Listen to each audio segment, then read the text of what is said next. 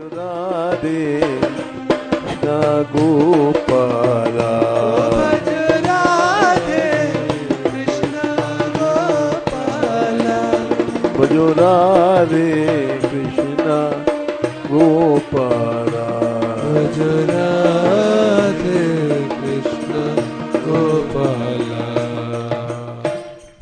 जय श्री राधे। जय श्री। सत्संग उसी को कहते हैं जहां आसक्तियां नष्ट हो जाती हैं, जहां जिस कथा के श्रवण से और भावोत्पत्ति होने लग जाती है। भगवान ने सत्संग की परिभाषा किया है। सत्संग क्या है? सर्वसंगा पहो हिमाम।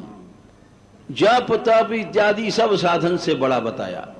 भगवान कहते हैं न रोधयते माम योगो न सांख्यम धर्म एवच न स्वाध्याय तपस्त्याग नेष्टा पूर्तम न दक्षिणा व्रतानि यज्ञश्छन्दांसि तीर्थानि नियमायमाः यथावरुन्धे सत्संगः सर्वसंगापहो इमाम। ये एक बड़ी विचित्र बात भगवान ने कही। न रोधयति माम योगो, जितने प्रकार के योग हैं वो भी भगवान की प्राप्ति नहीं करा सकते। न सांख्यम ज्ञान आदि भी नहीं करा सकते। धर्म धर्माचरण भी नहीं करा सकता।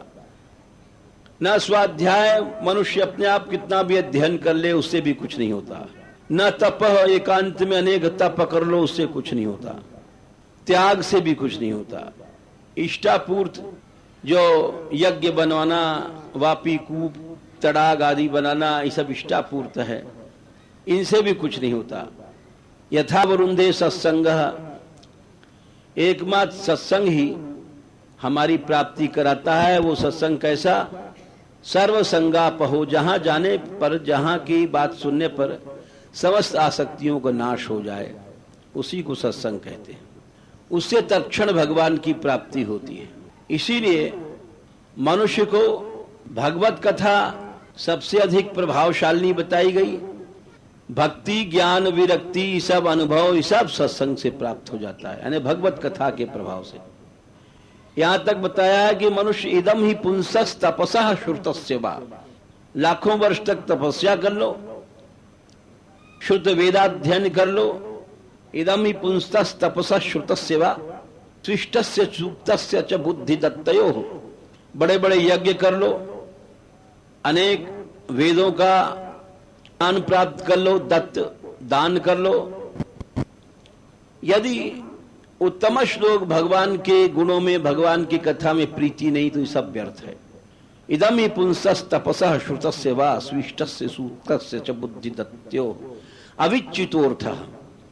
अविनाशी फल यही है, यदुत्तम श्लोक गुणानुवर्णनम। उत्तम श्लोक भगवान के गुणों को कहा जाए, भगवान के गुणों को सुना जाए, क्योंकि सबसे ज्यादा संस्कार दृष्ट श्रुताभ्याम मनुष्यानुचिंतयन, देखने सुनने का पड़ता है।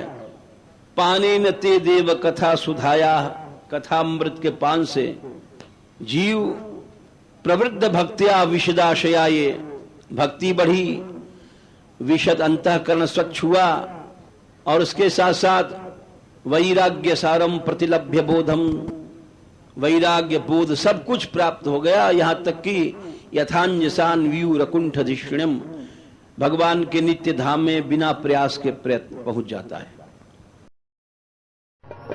कृपा करो राधा रानी, कृपा करो।